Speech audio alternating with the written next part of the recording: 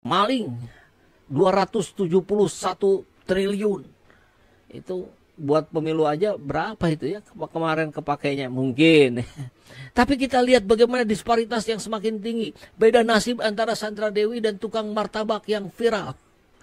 Sandra Dewi lesu, Kejagung blokir 66 rekeningnya. Nah itu kan mengacu ke Sandra Dewi. Belum Harvey Muiz. Sita 187 bidang tanah, 55 alat berat dan 16 mobil. Luar biasa. Kasus korupsi tambang yang diduga merugikan negara sampai 271 triliun. Dan ini melibatkan penyalahgunaan izin dan manipulasi dalam pengelolaan tambang. Terkait oknum di sub, dia terlibat dalam pemalakan terhadap pedagang kecil yang seharusnya dilindungi oleh hukum. Kerugian negara bisa mencapai ratusan triliun atau bahkan mungkin ribuan triliun yang seharusnya digunakan untuk pembangunan dan kesejahteraan masyarakat.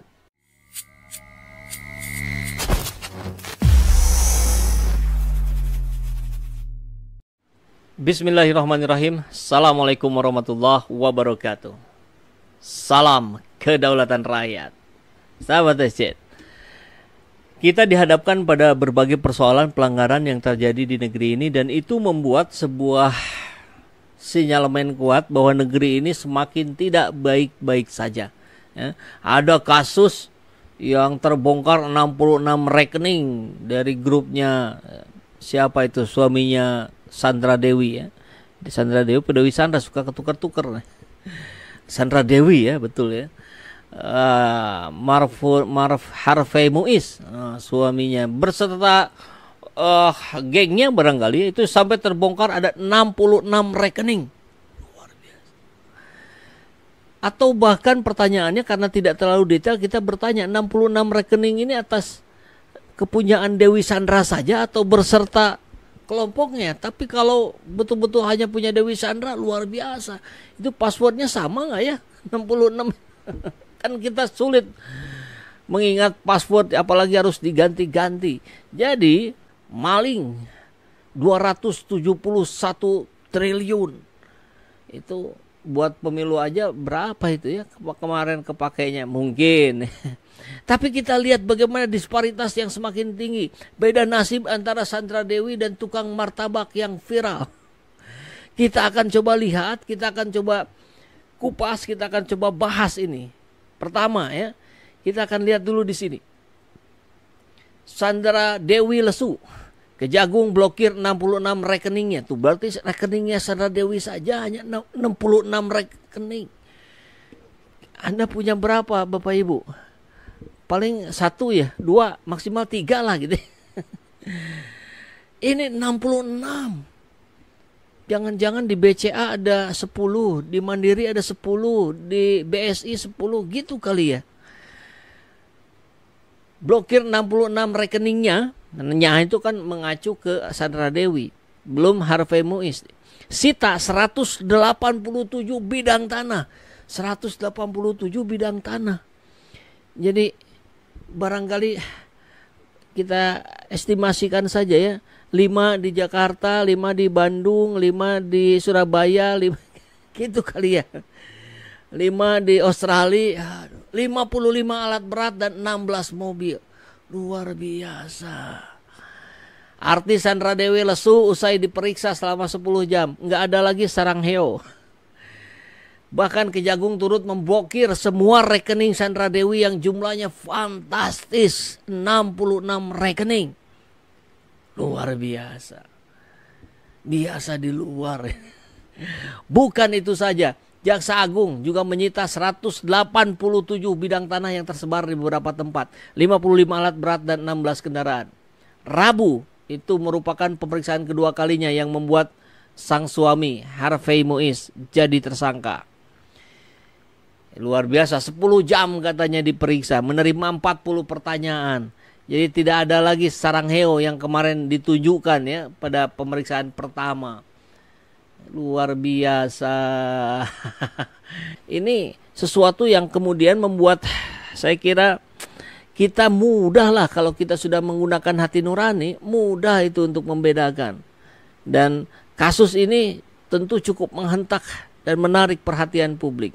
kasus yang melibatkan Harvey Muiz dan kasus Harvey Muiz dan Sandra Dewi ya. Dan pemalakan yang dilakukan oleh oknum Dinas Perhubungan yang sudah melaporkan UU ITE. Bagaimana kita membandingkan kedua pelanggaran ini? Dan apa dampak bagi masyarakat? Nah ini yang harus kita dalami ya. Tentu kita ketahui bagaimana seorang Harvey Muiz terlibat dalam kasus korupsi tambang yang diduga merugikan negara sampai 271 triliun. Dan ini melibatkan penyalahgunaan izin dan manipulasi dalam pengelolaan tambang. Terkait oknum Dishub, dia terlibat dalam pemalakan terhadap pedagang kecil yang seharusnya dilindungi oleh hukum. Pemalakan ini, apalagi menggunakan surat itu, dilakukan dengan ancaman dan penyalahgunaan wewenang untuk mendapatkan uang secara ilegal atau dalam bentuk martabak yang 5 itu. Nah ini dampak ekonominya. Dari korupsi ini yang sangat besar ini melibatkan banyak sumber daya alam dan pendapatan negara. Kerugian negara bisa mencapai ratusan triliun atau bahkan mungkin ribuan triliun yang seharusnya digunakan untuk pembangunan dan kesejahteraan masyarakat. Dalam oknum Dishub, meskipun dampak finansialnya lebih kecil dibandingkan dengan kasus korupsi tambang, tentu sangat jauh berbeda. Pemalakan ini juga secara langsung merugikan pedagang kecil yang bergantung pada pendapatan harian mereka untuk memenuhi kebutuhan hidup mereka sehari-hari. Dan dampak sosialnya, tentu korupsi yang dalam skala sangat besar ini meruntuhkan ketidakpercayaan publik terhadap pemerintah dan institusi penegak hukum. Masyarakat melihat bahwa kejahatan kerah putih seringkali tidak dihukum seberat kejahatan lain. Iya kan? Tapi pemalakan ini juga menjadi beban sosial bagi pedagang kecil yang menciptakan ketakutan serta ketidakpastian. Ini juga mencoreng citra Dishub sebagai institusi yang seharusnya melayani dan melindungi masyarakat. Curi ayam malah digebukin ya. Nah, Harvey Muiz melanggar berbagai undang-undang tentang tindak pidana korupsi termasuk penyalahgunaan wewenang dan manipulasi data. Tentu, hukuman yang bisa dihadapi bisa sangat berat. Penjara atau dimiskinkan harusnya. Ya. Oknum Dishub kalau benar melanggar pasal undang-undang KUHP, pemerasan, penyalahgunaan wewenang, serta undang-undang pegawai negeri dan etika ASN. Hukuman yang dihadapi ya penjara juga. Dan tentu bisa jadi pemecatan. Tapi kalau kita lihat persepsi publiknya, maka kasus Harvey Muiz menjadi sorotan utama media dengan fokus pada skala besar dan dampak yang luas. Kasus ini memicu diskusi tentang reformasi birokrasi dan penegakan hukum yang lebih ketat. Dalam konteks Dishub, meskipun tidak sebesar kasus korupsi tambang, pemalakan ini juga mendapat perhatian media karena melibatkan pelanggaran hak-hak pedagang kecil, penyalahgunaan kekuasaan oleh aparat, dan ini terjadi sesungguhnya di mana-mana. Maka, menurut saya, kedua kasus ini menunjukkan betapa pentingnya penegakan hukum yang adil dan transparan di semua tingkatan masyarakat. Mau skala kecil maupun skala besar, korupsi tambang, suami Sandra Dewi maupun pemalakan oleh oknum Dishub itu jelas merugikan masyarakat dan mencoreng integritas institusi publik. Untuk kasusnya Dewi Sandra, kasus ini tentu harus ditangani seserius mungkin. Tunjukkan tidak ada yang kebal hukum, terutama kejahatan kerah putih yang merugikan negara dalam jumlah yang mega besar. Untuk oknum Dishub, tindak tegas terhadap oknum yang melakukan pemalakan untuk menjaga kepercayaan masyarakat terhadap institusi pemerintah yang sekarang sedang turun dan lindungi hak-hak pedagang kecil. Maka untuk mengatasi masalah ini, saya kira tegakkan hukum lebih ketat. Semua pelanggar baik dalam besar kasusnya maupun kecil proses dengan adil. Bisa nggak? Lakukan pembenahan dalam sistem birokrasi untuk mencegah korupsi dan penyalahgunaan wewenang di semua tingkatan. Riset itu yang ngaco-ngaco. Dan lembaga pemerintah juga harus lebih transparan dalam operasional dan pengambilan keputusan untuk membangun kembali kepercayaan publik. Ini penting sekali agar kemudian kita bisa mengembalikan perlahan kepercayaan kita kepada pemerintah yang hari ini ada di titik nadir. Karena kita juga tahu, kembali pada kasus oknum di Sub di Medan, ini topik penting dan juga sering menjadikan perdebatan. Apakah Dinas Perhubungan di Sub itu seharusnya memiliki wewenang untuk menutup lapak pedagang kah? Nah, kita akan coba lihat. Menurut saya, di Sub mestinya tidak boleh menutup lapak pedagang, apapun alasannya. Kenapa? Satu, peran utama di Sub apa? Bertanggung jawab atas pengelolaan lalu lintas dan fasilitas transportasi umum. Fokus mereka memastikan kelancaran arus lalu lintas dan keselamatan di jalan raya, bukan penataan ruang atau perizinan usaha. Itu yang ada di benak saya. Ya. Kemudian bicara wewenang dan tugas juga berbeda. Penutupan lapak pedagang biasanya merupakan petugas Satpol PP.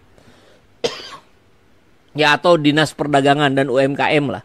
Instansi ini memiliki wewenang dan prosedur yang jelas terkait penataan ruang publik dan perizinan usaha kecil. Mengalihkan tugas ini ke Dishub menyebabkan tumpang tindih wewenang dan kebingungan di lapangan. Sehingga dampaknya lapak pedagang seringkali menjadi sumber mata pencaharian utama bagi banyak orang. Penutupan lapak secara tiba-tiba tanpa solusi alternatif dapat menyebabkan dampak ekonomi yang signifikan bagi para pedagang dan keluarganya. Dishub yang tidak memiliki fokus pada kesejahteraan ekonomi mungkin tidak mempertimbangkan dampak ini secara mendalam. Mudah-mudahan dipahami ya. Dan prosedur penutupan yang tidak memadai, penutupan lapak harus mengikuti prosedur yang ketat. Pemberian peringatan, penawaran solusi alternatif, seperti relokasi misalnya. Dishub tidak memiliki keahlian dalam penataan ruangan atau perizinan usaha. Mungkin juga tidak memiliki prosedur yang memadai untuk menangani situasi ini dengan adil. Maka disinilah titik pentingnya koordinasi antar instansi.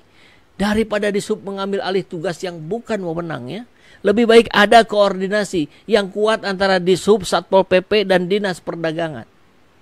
Setiap instansi harus fokus pada peran mereka masing-masing menciptakan solusi yang komprehensif dan adil.